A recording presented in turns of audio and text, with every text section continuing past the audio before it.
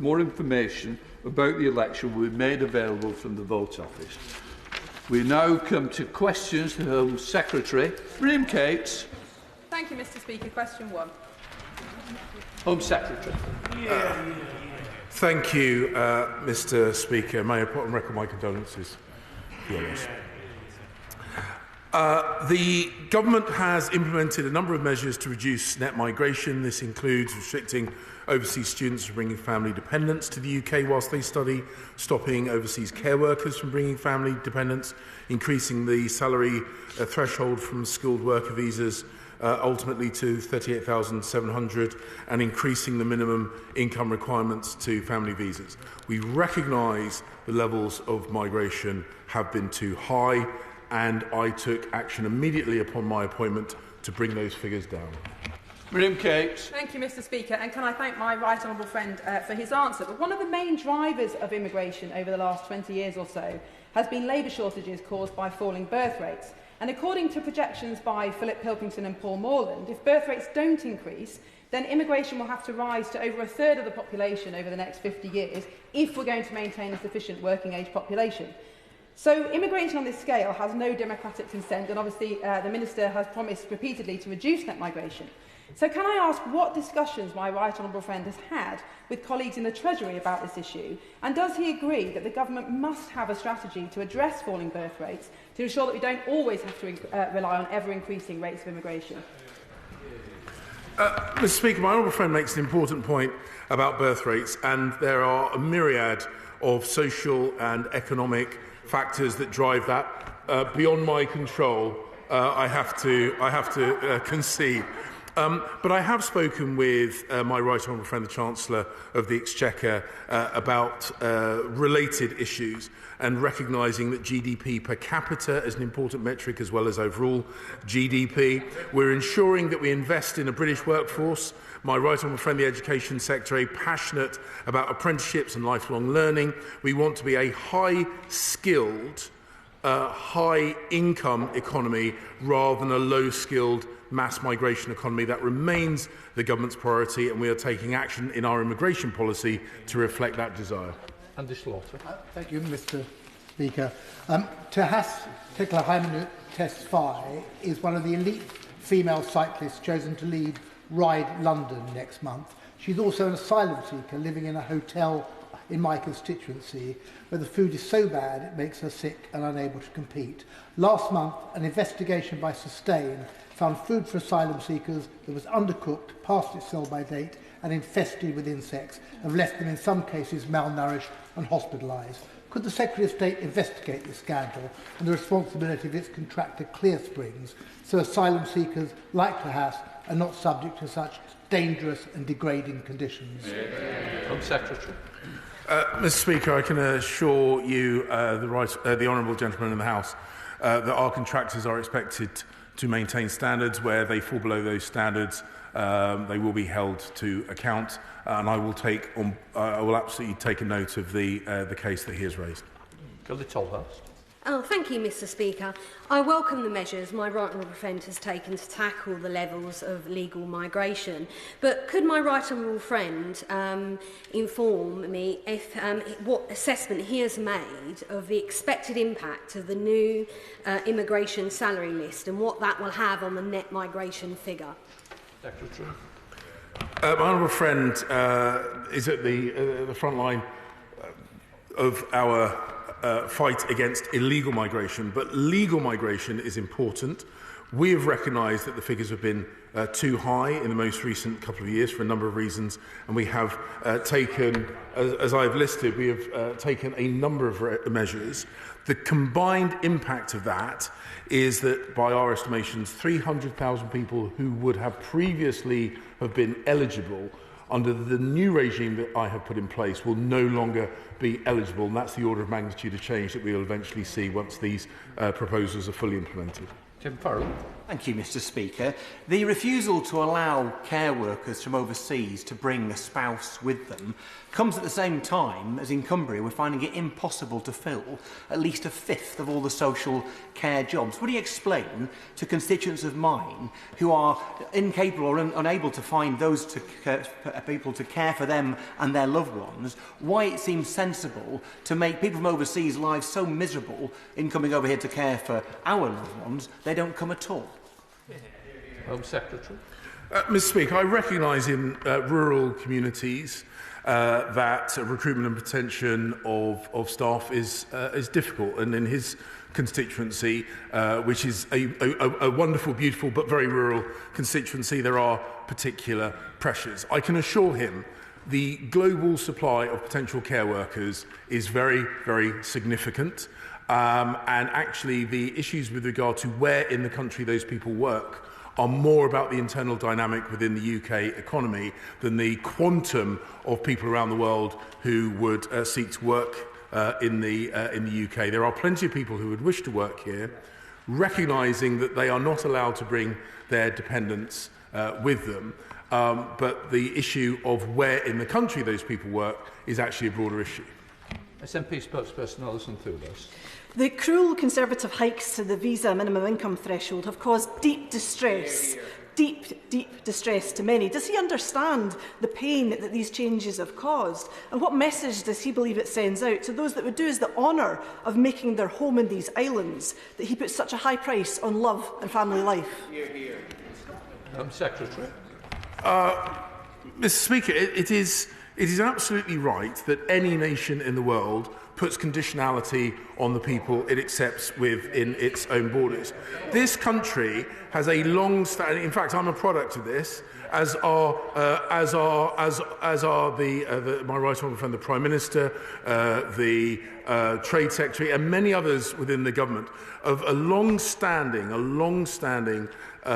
tradition in this country of being open and welcoming. However, when we see the orders of magnitude of legal migration that we've seen over the last couple of years, it is incumbent upon us to take action. We have made it clear what action we'll take. We have given notice of the changes so that people can make their plans accordingly. And when there are special cases, there is a special cases exemption so that we can both control immigration and do our moral duty to protect those people who seek our protection and be an attractive place for people to come and work. Kim Johnson. Question number 2, Mr. Speaker. Minister. Thank you, Mr. Speaker. Since 2020, we have supported 413 projects through our Safer Streets Fund and also the Safety of Women at Night Fund, investing over £150 million, including £3.9 million, which has been designated to Merseyside. The objective of the fund is to improve public protection, particularly that of women, particularly at night. An independent evaluation shows that it is more than achieving its objective. Kim Johnson. Thank you, but I don't really think the Minister answered the question about the impact on the reduction. Merseyside has now received a combined reduction of £180,000 to our Safer Streets Fund in round 5. And our Police and Crime Commissioner, Emily Spurrell, has called this ill-considered and short-sighted because projects have already begun and delivery is underway, but the funding has been restricted yet again. So will the Minister agree today to reinstate the lost funding so that Merseyside Police and others can continue their great work keeping our streets safe? Minister. May I just gently tell the Honourable Lady that in the last round of funding, round 4, the Merseyside received £1.3 million through the Safer Streets Fund. That was quadruple what it had received in round 3. And over £500,000 of this was designated specifically into CCTV and street lighting in Liverpool city centre. Round 5 should be seen in the context of record funding into the Merseyside Police, who received an unprecedented uplift of £27.6 million, a 6.5% uplift. I am confident that Merseyside will still be able to deliver its schemes, including the Safe Homes cards, providing safe transport to help women get home from night spots in this round. Thank you, Mr. Speaker. In essence, Essex, the Police, Fire and Crime Commissioner Roger Hurst has used the Safer Streets money to pay for CCTV and safety measures in the bunny walks, to pay for safety improvements around the Chelmsford prison to keep residents safe, and also more recently for CCTV cameras in Central Park and the avenues and extra safety measures around the cathedral.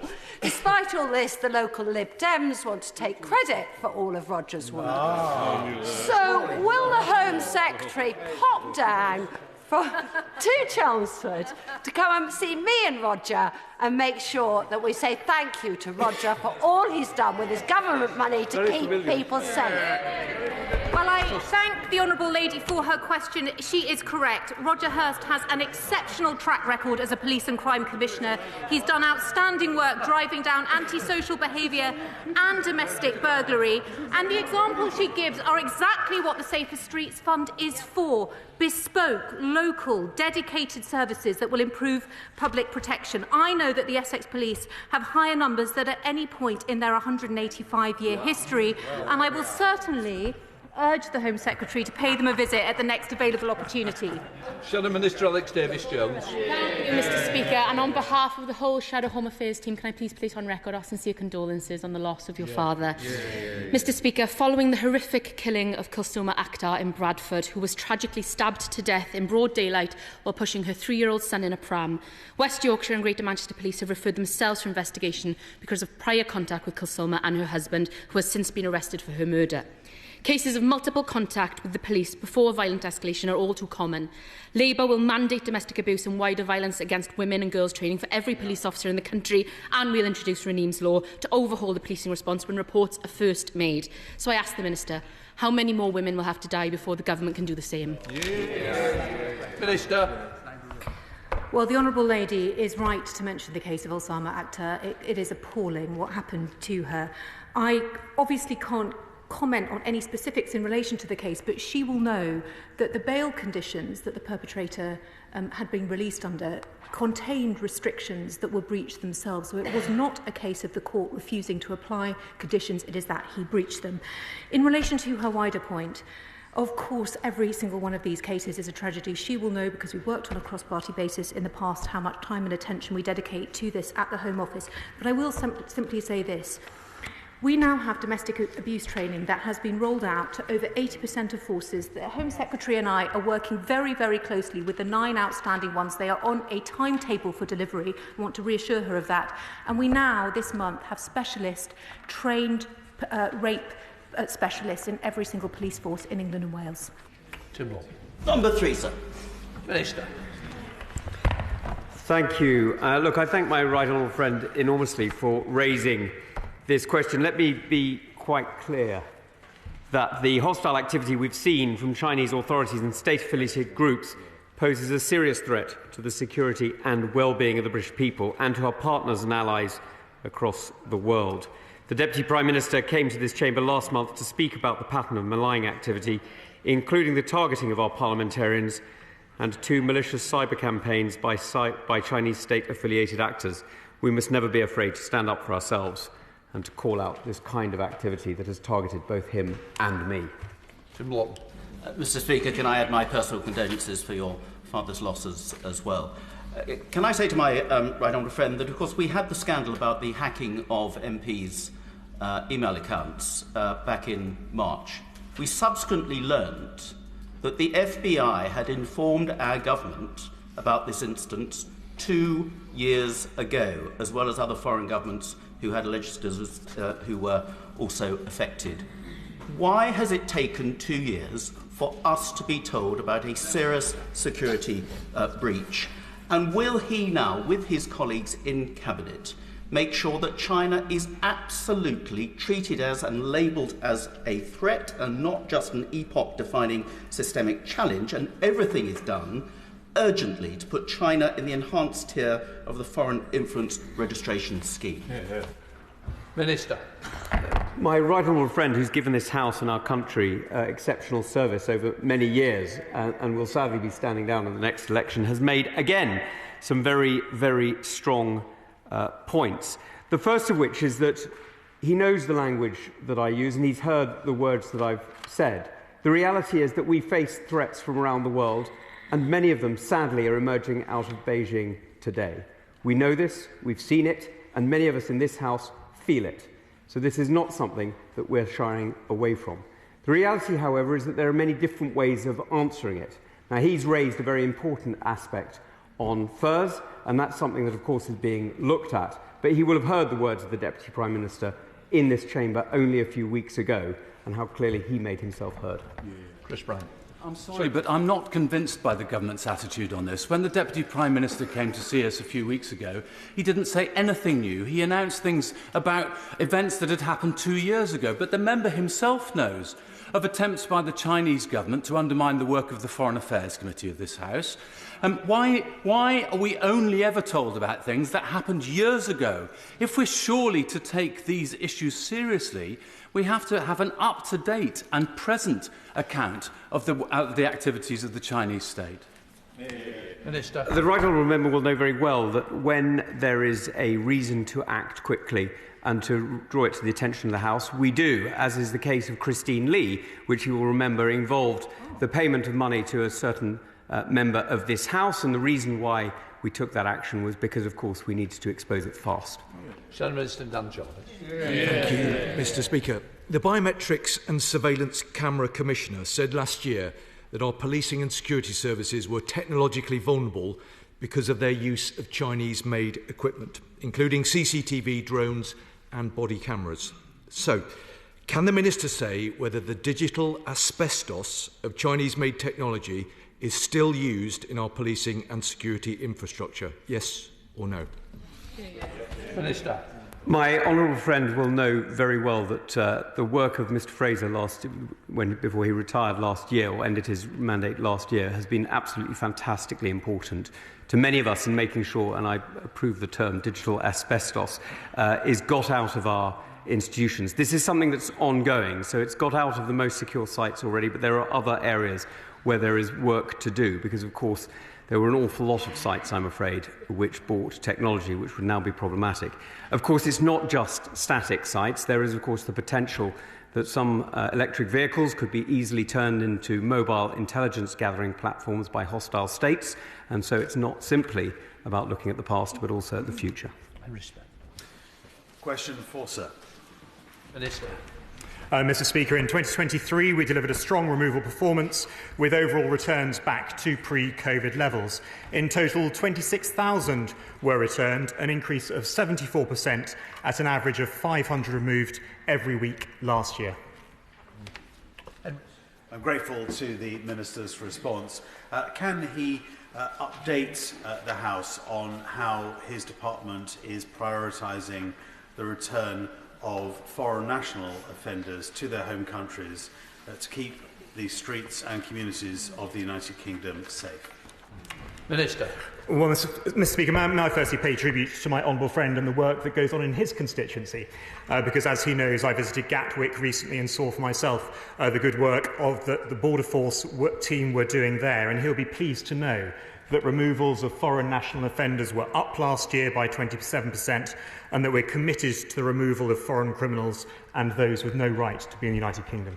Yes, come on. Thank you, Mr Speaker. On that point, I sadly see many asylum seekers in Newport who are stuck in limbo due to this government's incompetence. However, can I draw the Minister's attention to the case of a man in Newport who lied about his name and country of origin, is a convicted sex offender who's breached the terms of his licence, and the courts want him returned home. He wants to return home and will even pay for his flight, but for some unfathomable reason, the Home Office seem incapable of allowing or authorising or allowing this, and it's been 3 years. Why? Well, the removals were increased last year. It's interesting to note that those of the party opposite have campaigned to ensure that they're preventing the deportation of foreign criminals, including the leader of the Labour Party. Those on this side of the House are determined to see foreign criminals removed, and there was an increase in removal of 74% last year. Minister Stephen Kinnock. Thank you, Mr Speaker. Under successive Conservative governments since 2010, returns of failed asylum seekers have collapsed by 44%, and returns of foreign national offenders have fallen by almost 30% over the same period. And for all the government's tough talk, only 2% of those arriving on small boats since 2018 have been returned anywhere, yet ministers are still resisting Labour's plan for a new returns and enforcement unit to ensure the swift removal of those with no right to be here. Meanwhile, more people crossed the Channel in small boats over the weekend than will be covered in the entire first year of their failing Rwanda scheme. So will the minister stop the headline-chasing gimmicks and instead commit to setting out what his plan is for the 99% of people who are currently stuck in the asylum system who will never be sent to Rwanda? Well, Mr. Speaker, the fact of the matter is that nearly 18,000 foreign national offenders were returned between January 2019 and December 2023. The fact of the matter is members of the party opposite, including the leader of the Labour Party, have campaigned to prevent the deportation of foreign criminals, while those on this side of the House welcome an increase of 74%, an average of 500 people being removed every single week. Andrew Weston. Question 5, Mr. Speaker. Minister. Thank you, Mr. Speaker. Well, I'm very happy to remind the House that we now have we reached record numbers of police officers last year, in excess of 149,000, over 3,000 more than the previous peak under the last Labour government. And in terms of local policing, we achieved 67,785 as of March last year. I think the Minister might want to group them. Mr. Speaker, I always forget that. You're quite right. 8, 15, 16 and 18, with your permission. OK. Andrew Weston. Thank you, Mr. Speaker. Under this government, 10,000 neighbourhood police officers have disappeared since 2015 and are yet to be replaced on the front line. Given this government's proclivity for lifting Labour's policies, could I gently encourage the Minister to adopt Labour's plan to recruit 13,000 new neighbourhood police officers, allowing for a named contactable officer in every ward in the country? Well, the honourable member is using figures which go up to 2019. The reason he's using figures, of course, that are 5 years out of date is the numbers have gone up since then. And if you take neighbourhood policing as a whole, it's gone up from 61,083 in 2015, that's the year he mentioned. It's gone up 61,000 up to 67,785. That's an increase of 6,000, and I'm surprised he's not joining me in welcoming it. Thank you, Mr. Speaker. Antisocial behaviour has been a big problem in Holyhead. Almost £700,000 of UK government Safer Streets funding has been used for CCTV, improved lighting, self-defence training for local women and girls, delivering crime prevention packs and outreach work. Would the Minister join me in thanking Chief Inspector Robert Rands, PC Lisa Thomas and many others who work so hard to improve the lives of people who live and work in Holyhead? Well, I would certainly like to join her in thanking those officers and countless thousands of others around the country who do such good work. But on ASB, in addition to the Safer Streets money that my honourable friend mentioned, we are, from the beginning of this month, funding an extra £66 million to do antisocial behaviour hotspot patrolling.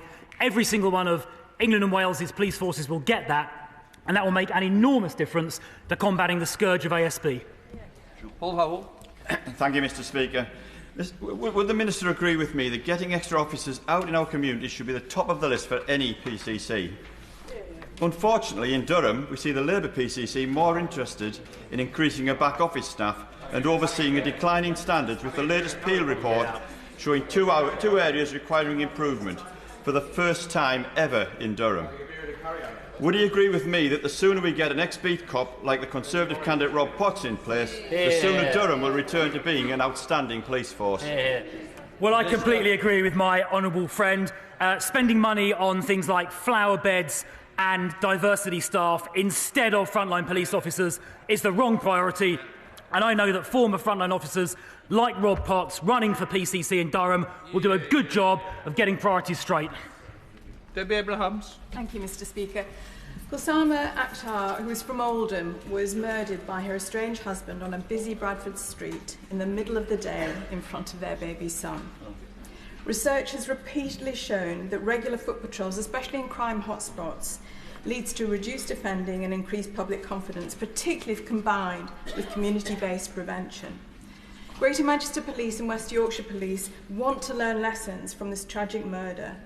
What lessons has the Home Secretary learned about reducing neighbourhood policing and the prevalence of appalling crimes like this? Well, this is obviously a tragic case, and we'll obviously study any findings by the IOPC very, very carefully indeed. She mentioned hotspot patrolling, and I mentioned in my last answer that the government is providing £66 million this financial year on top of the regular police funding settlement to fund hotspot patrolling, which I think may help in situations like these. But just to repeat the point I made previously about the local policing numbers since 2015 have gone up by about 6,500, and selectively quoting figures that are 5 years old does nothing to help public debate. James Morris. Thank you, Mr. Speaker. Halesowen Police Station is under threat of closure from decisions taken by the Labour Police and Crime Commissioner for the West Midlands. And Tom Byrne, the Conservative candidate for PCC, has said that he will stop that closure programme. So would the Minister agree with me and Tom Byrne that keeping Halesowen Police Station open is critical for community confidence and for the effectiveness of neighbourhood policing? Minister. Yes, I would agree very strongly. The Labour PCC's police station closure plans in the West Midlands are shocking. I note that West Midlands Police this year are getting an extra £50 million. That is a 6.8% increase, well above the rate of inflation. And I think Tom Byrne would do an excellent job making sure that maintains frontline services, which is exactly how that money should be spent. Mary Glendon. Thank you, Mr. Speaker. Northumbria Force has lost 1,100 officers and £148 million from its budget since 2010, and even after the uplift, Northumbria remains 427 officers short when compared to 2010 levels. Will the Minister support the call by Northumbria's PCC, Kim McGuinness, for further investigation into police resources, as clearly not all areas of the country have benefited equally from the uplift programme? Minister.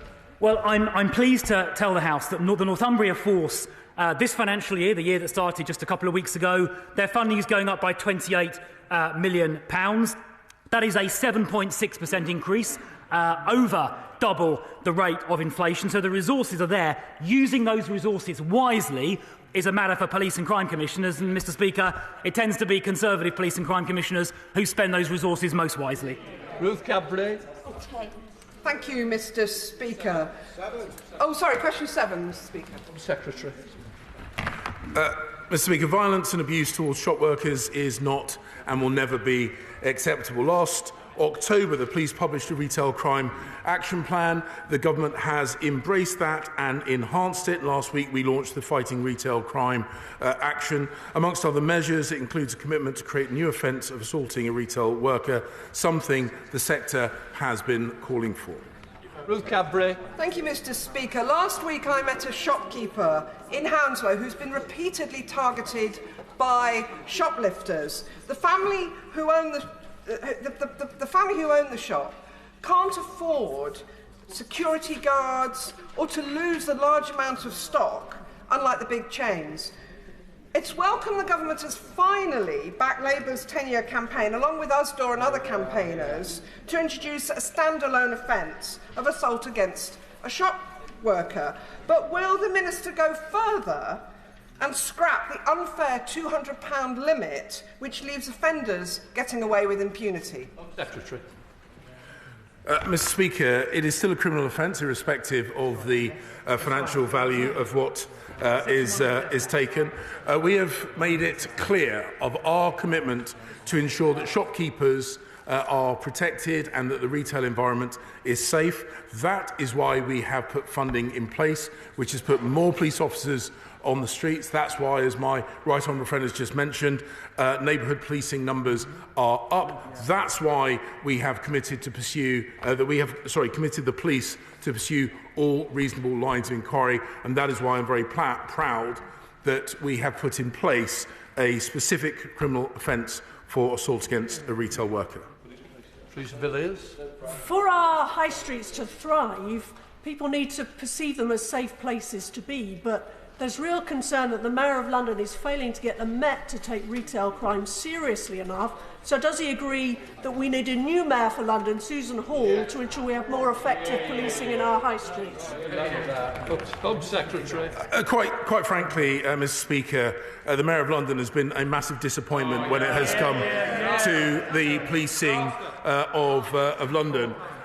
It is the only police force in the country which is seeing its police numbers reducing. It has failed to meet its recruitment targets, and quite frankly, Mr. Speaker, Londoners deserve better. Steve McCabe. As the chair of the all-party group on retail crime, can I welcome the announcements, as I'm sure shop workers will everywhere? When will they be operationalised, and what's the monitoring process so that we can all judge it's not just words but action? Home Secretary. Mr. Speaker, the honourable gentleman makes an important point. We are putting it through as amendments to the Criminal Justice Bill. The quicker that makes its passage through the House, the quicker we can put these specific changes in place. But we're not waiting for that. We've had conversations with police forces to make sure that there is visible policing on our high streets, that they respond to every reasonable line of inquiry, so that they send the signal to the retailers and also to potential criminals that we take this incredibly seriously and that they will respond to this important crime type. Thank you, Mr. Speaker. I realise the Home Secretary may be sick of hearing from me about assaults on retail workers, but I welcome the huge and comprehensive package announced last week last week to support these people. And I would like to thank, will my right honourable friend implement these as quickly as possible so as to benefit retail workers across Stockton South and the rest of the country? Home Secretary. Mr. Speaker, can I pay tribute to my honourable friend who has campaigned vigorously on this and has met with me on a number of occasions to go through the specifics of these proposals, working closely with my right honourable friend, the Secretary of State for Justice, to make sure that both the policing response and, of course, the criminal response send a very clear deterrent message to those people who might be tempted to assault retail workers. It is not acceptable, and we will take action. Mr. Farrell-Clark. Thank you, Mr. Speaker. Mr. Speaker, in January, the government voted down our latest attempt to introduce a standalone offence tackling violence against retail workers. This continued a pattern of years of failing to address this issue while such violence reached epidemic proportions. And last week, surprise, they U-turned on this, and an offence is now to follow. When are the government going to follow this up by stealing the other ideas they keep denying, a restoration of neighbourhood policing, and actual, not the response officers they've been talking about, proper neighbourhood policing, which is down between 2015 and 2023, and getting rid of the £200 limit. Home Secretary. Mr. Speaker, those people in the House should recognise that just because a clause might have a similar sounding name does not mean it is the same. The simple truth of the matter is the clause that the opposition put forward was deficient in many ways. The clause that we have put forward into the Criminal Justice Bill will address the issue. And when it comes to local policing, she should recognise that there has been a 6,000 uplift in local policing. Question number 9, please, Mr. Speaker. Mr. Speaker, last year we launched the Antisocial Behaviour Action Plan, backed by £160 million worth of funding. Over 100,000 hours of police and other uniformed patrols undertaken, targeting ASB hotspots, extended to every single police force in England and Wales. We banned nitrous oxide, increased the fines for fly tipping, littering and graffiti, and we are strengthening powers to tackle antisocial behaviour through the Criminal Justice Bill making its way through the House. Justin Mather. Thank you, Mr. Speaker. One of the aspects of antisocial behaviour that really annoys my constituents is persistent cannabis smoking from people inside their own homes, particularly in blocks of flats, but not exclusively. However, when I raise this with the police, they tell me that they're not going to go into people's homes and deal with it. I don't think that's good enough. Does the Home Secretary? Mr. Speaker, the police, and I've had this conversation with police leaders from around the country, the police should take action where there is credible reporting of criminal behaviour. And that is a conversation we will continue to have with police. People need to be safe, but also feel safe in their communities and in their homes. Sir Michael Ellis. Thank you, Mr. Speaker, and my condolences to you, sir. Protesters who recently created an obnoxious stunt outside the home of the Leader of the Opposition belong in jail, as do the trust fund vandals who caused tens of thousands of pounds worth of damage outside the Ministry of Defence last week. The truth is that frontline politicians of any political hue and our military personnel are prepared to put themselves forward to serve and protect this country, a concept the vandals, of course, would know nothing about.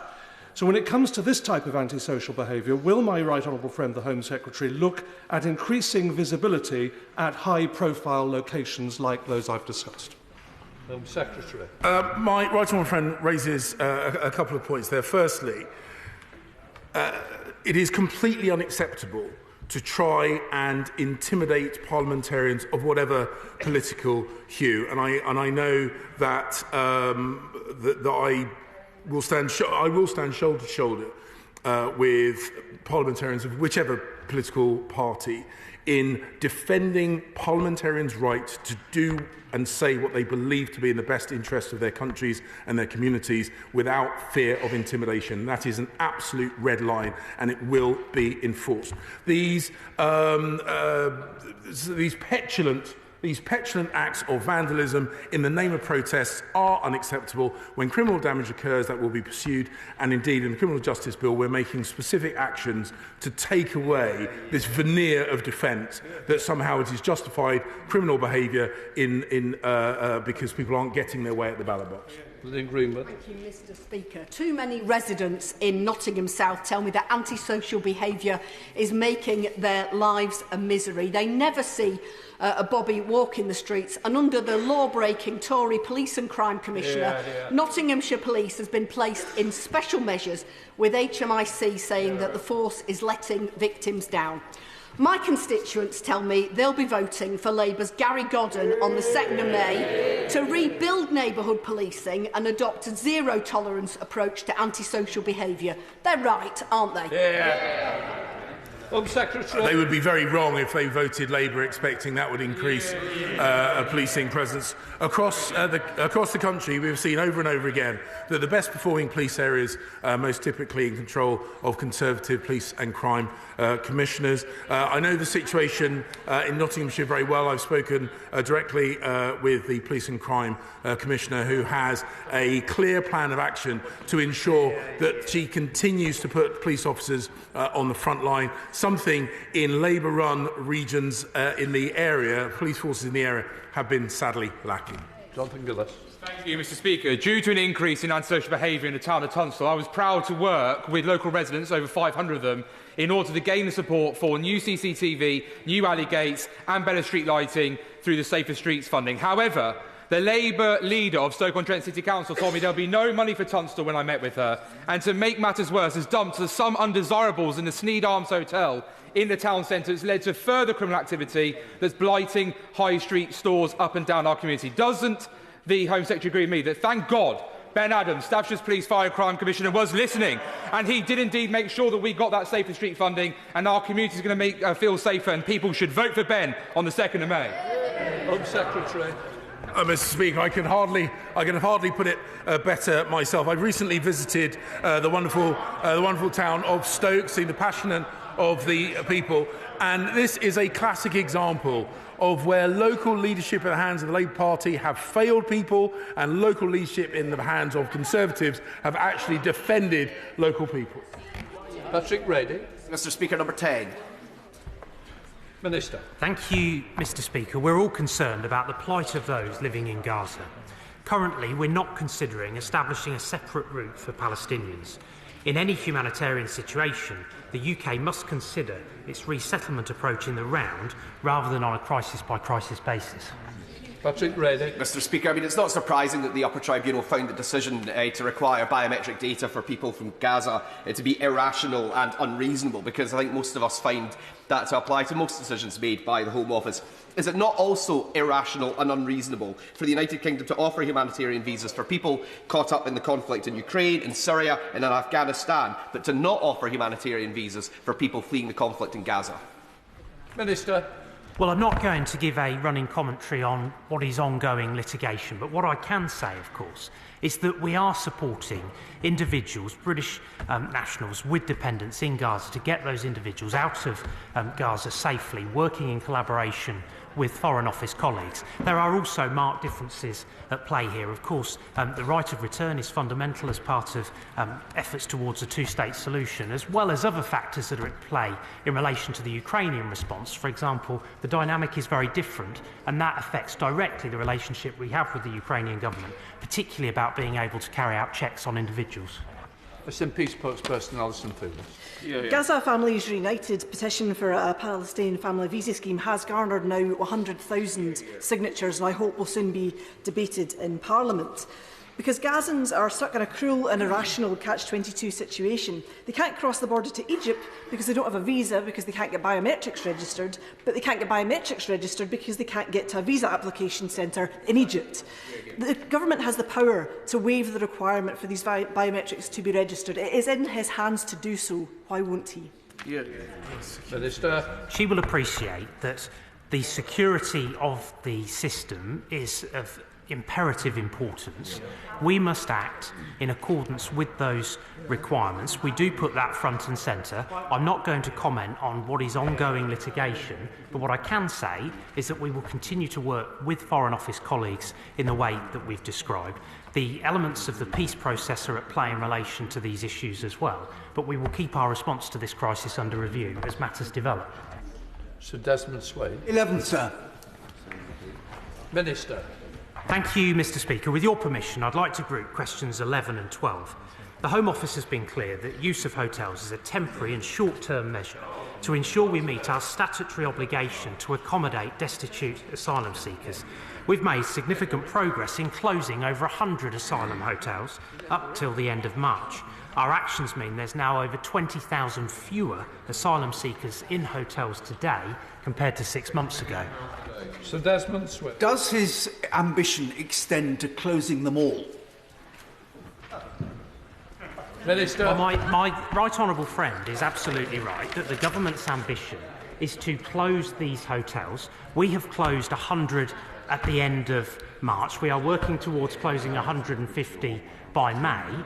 Of course, the objective is to alter the way in which people are accommodated to those more cost-effective and appropriate approaches, but fundamentally to also reduce the flow of people coming to this country illegally, which is the very best way of alleviating those pressures. Sir David Evans. Thank you, Mr Speaker, and I welcome all the efforts my honourable friend is making to deal with and to speed up the asylum process. However, can he outline what measures he is considering when deciding which hotels to close in each tranche going forward? My right honourable friend will recognise that value for money is obviously a very critical consideration that informs hotel closure decisions, but also operational deliverability, the notice periods on contracts, but also recognising the needs in particular locations and some of the challenges that these sites present. We've got a plan. We are closing hotels, and we're going to continue to deliver on precisely what we promised. Toby Perkins. Thank you very much, Mr Speaker. The Sandpiper Hotel in Chesterfield has for almost 2 years now been being used as a hotel in this way. When I've spoken to Derbyshire Refugee Support Group, they tell me not a single one of the people who stayed there has been asked to go back to their country, and in fact the vast majority of them have been approved, which undermines the government's own sense that actually all of these asylum seekers aren't entitled to be here. Actually, the government are improving the vast majority of them. So what a waste of money it is. Why does the government continue to fail in this way? And for the Minister to come there and now sort of celebrate the extraordinary usage just because it's diminishing slightly is hopeless. When will we get the Sandpiper back in public use? Well, I thought it was interesting that a Labour insider said to the Times newspaper last week in commentary, quotes, "We need a viable answer to what we do differently other than just smash the gangs. We can't currently say how we're going to tackle the demand side of the issue." They're absolutely right. I suspect we'll be waiting a very long time for the answer that goes right to the heart of the point that he raises. The honourable gentleman is saying we ought to be closing hotels, but it's only this government that has a credible plan to do just that. Jim Shannon. Thank you, Mr. Speaker. Mr. Speaker, can I also, on behalf of myself and my party, pass on our condolences to you on the death of your father. We know you loved your father, and we know your father loved you. Mr. Speaker, I would like to ask the Minister a question, if I can. When it comes to reducing the number of asylum seekers, one of the options that I would suggest to the Minister is one that we could do, certainly in Strangford we could do it anyway, that those people that are in hotels, we have companies in my constituency who wish to employ them. We have companies who wish to give them accommodation at the same time. So if you want to help the asylum seekers in the hotels in my constituency and in my adjoining constituency, then let them get the jobs and let them get the accommodation.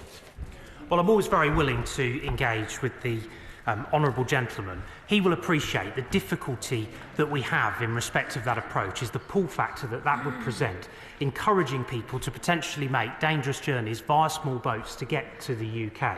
We do not want to do anything that plays into the business model of the evil criminal gangs responsible for that miserable trade. What we want to do is put them out of business. But on the wider accommodation point, I'm very happy to engage with him. Sir Simon Clark. Mr. Speaker, in 2016, Middlesbrough had the highest ratio of asylum seekers per head of population of anywhere in England. And I welcome the closure of hotels, but I worry about reports in today's Daily Mail that the Home Office is now buying up large amounts of property in some of the poorer areas of England, which risks taking us back to the situation we saw in 2016. Will the Minister reassure me that this isn't the case? Because my constituents are clear that this places an unacceptable strain on the community and indeed an unhappy strain on community cohesion. Minister. My right honourable friend is a strong supporter of the work that the government is doing to get a better grip on the flow of people coming across to our country who inevitably need accommodating whilst they're here. We have a mixture of accommodation to meet those needs. Getting the numbers down is critical to be able to reduce that dependence. What I am able to say, however, is that we are not actively pursuing procurement in the three local authorities cited in the article that he references, and that includes Middlesbrough. Mike Ainsworth. Thank you, Mr. Speaker, and sincere condolences. The government promised some considerable time ago that a hotel used in my constituency would no longer be used in my constituency to house those seeking asylum. It's not the case. It's almost become de facto permanent. Could the Minister speak to me, not necessarily on the floor of the House, but separately, and give me assurance that there'll be a managed closure of that facility? Minister. What I can't do on the floor of the House is to make commitments about specific hotels, but I'd be very happy to meet with him to discuss this. What he could do to help me with this particular challenge is to get behind the work that the government is doing to help reduce the flow of people coming to the UK that fundamentally and crucially would help us to be able to close hotels such as the one in his constituency. We now come to topicals. Sir John Whittingdale. Number one, sir. Home Secretary. Mr. Speaker, we have increased the volume of asylum processing cases. We've successfully met ministerial commitment to close over 50 asylum-seeking hotels by January 2024, and we have closed over 100 by the end of March. Last year, I brought forward measures to make legal migration fairer and radically reduce the numbers. 300,000 people who came to the UK last year would not be now eligible to do so. Anyone who wants to bring a family from abroad must be able to support them comfortably financially. And in the budget, the government put forward £75 million to roll out violence reduction units and hotspot policing across the across England and Wales, and £230 million for technology that will save the police time and money and make sure that police officers are on the front line doing the job they were recruited to do. Sir John. Thank you, Mr. Speaker, and can I add my own condolences? My right friend will be aware that police numbers in Essex are now at record levels and that overall crime is down. However, there has been a rise in vehicle theft. Will my right friend therefore welcome the efforts of our excellent Police, Fire and Crime Commissioner Roger Hurst in establishing a Stolen Vehicles Intelligence Unit, which has so far recovered £14 million worth of vehicles? And will he look at what further support can be given to him to tackle this crime? My right honourable friend is right to highlight the fantastic work of Roger Hurst and the Stolen Vehicle Intelligence Unit. There have been a number of large-scale seizures of vehicles being attempted to be exported. This government has reduced vehicle-related crime by 39% since 2010. Through the Criminal Justice Bill, we seek to go further. But innovative approaches, like the one put forward by Roger Hurst, is exactly what we want to see more of, and that is why I am very proud to campaign alongside him, because he has done fantastic work protecting the people of Essex. Shadow Home Secretary Yvette Cooper. Mr. Speaker, I remember the kindness your father showed me in our long discussions on rugby league, and add my condolences too. And 35 years ago to the hour was the Hillsborough tragedy, and we remember the 97 who were lost and support the family's campaign for a Hillsborough law. Mr. Speaker, we strongly condemn the attack by Iran on Israel this weekend, and we must do everything we can to prevent further escalation in the Middle East. But there are also domestic security issues over Iran. The Iran international journalist Puriya Zarati was attacked on the streets of London a few weeks ago, following repeated Iran-related security threats on British soil, including threats to kidnap and to kill. Does the Home Secretary believe it is now time to prescribe the IRGC in the UK? Home Secretary. Mr. Speaker, the Right Honourable lady will know that we keep our response to Iran consistently under review, and of course we have done so in the light of the attacks in Wimbledon. But she will also know that we do not speculate about future designations or sanctions, but she will also know the IRGC is sanctioned in its entirety. A number of members of the IRGC are sanctioned as individuals. As she knows, we will keep this constantly under review. Yvette Cooper. The Home Secretary will know we have raised this many times, and I understand the complexity of the issue. The prescribing legislation was drawn up over 20 years ago to address then terrorist threats like Al-Qaeda, rather than state-sponsored threats where there might be both domestic and international security objectives. But our bottom line must be keeping this country safe, and that's why Labour has proposed new security legislation to allow the government to put appropriately targeted prescription-style restrictions on the operations of state-linked organisations like the IRGC. The government previously resisted this, but will he look at this again in the light of recent events and work with us on any legislation needed to keep this country safe? Home Secretary. Mr. Speaker, we have the National Security Act, and we have a range of tools at our disposal. Our defence against state threats is a priority. It's one of the priorities of the Department, and my right honourable friend, the Security Minister, leads on the practical implementation of that. I can reassure her and the House that we constantly review the range of options at our disposal. We deploy those that are the most appropriate.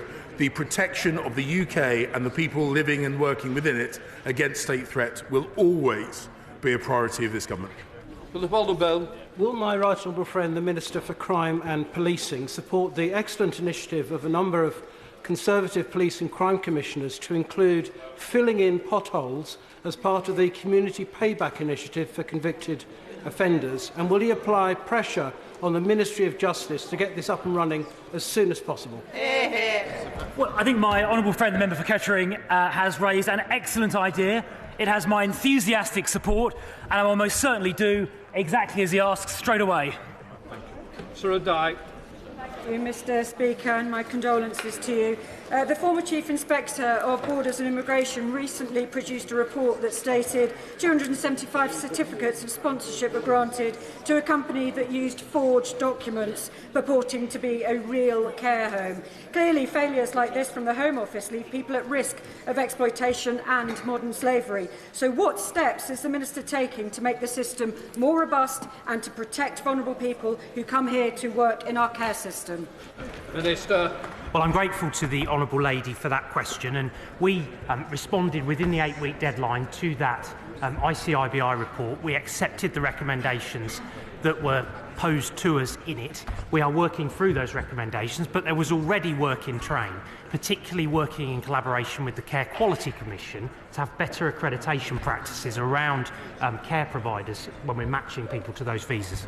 Thank you, Mr. Speaker. Outdated laws are allowing child sexual predators and offenders to enter or leave our country whilst in possession of illegal material on their digital devices because the Border Force do not have the power to access them.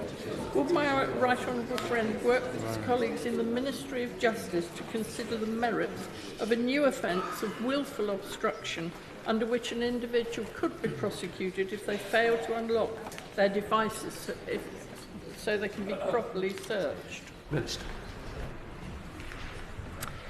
Well, I thank the Honourable Lady for her work in this area. The issues she raises are of direct importance to intelligence gathering and child protection. My officials have been working closely with Border Force to ensure that their powers keep pace with the digital age. When the next legislative opportunity arises, if not before, we will carefully consider Border Force powers to compel individuals to submit to searches of their devices if they're suspected of holding child sexual abuse material. Dobby Perkins. Thank you, Mr. Speaker. The murder of Gracie Spinks in Chesterfield sent shockwaves through the town, and the report into Derbyshire Police's handling of that was a very salutary and desperately unhappy situation. There is still far too much inconsistency into how stalking and violence against women is handled. So will the Home Secretary back Labour's plan to bring in mandatory national standards and mandatory training on violence against women so that we see consistency on stalking policing right across the country? Mr. Speaker, I can reassure the honourable gentleman and the House that under my leadership the Home Office and policing across the UK will maintain its focus on preventing violence against women and girls. We do have a rollout of guidance and training for the policing of women and girls. I will take his proposals. I will listen carefully to the proposals he's put forward because we want to make sure that women and girls in the country feel safe. Champions fantastic animal welfare standards. Yeah. My constituents would like to see alternatives to animal testing wherever possible and would be keen to hear a vital update from the department. Yeah. Minister.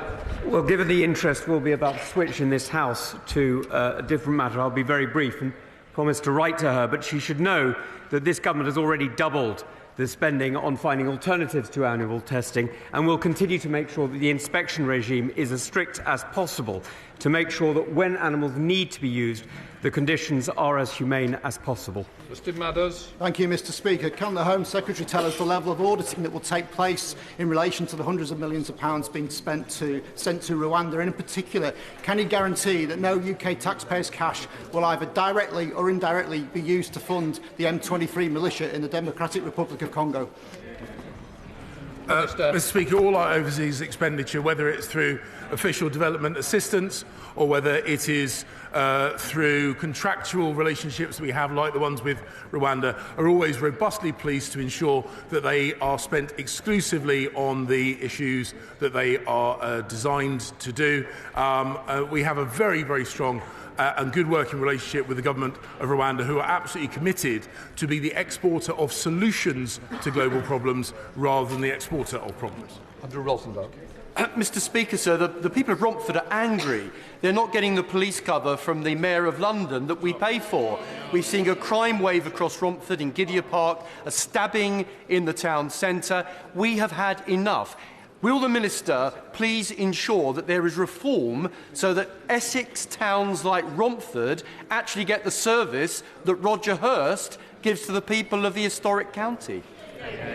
Well, he is quite right to draw the contrast between the excellent work done by Rochester in Essex with the appalling job being done by Sadiq Khan in London.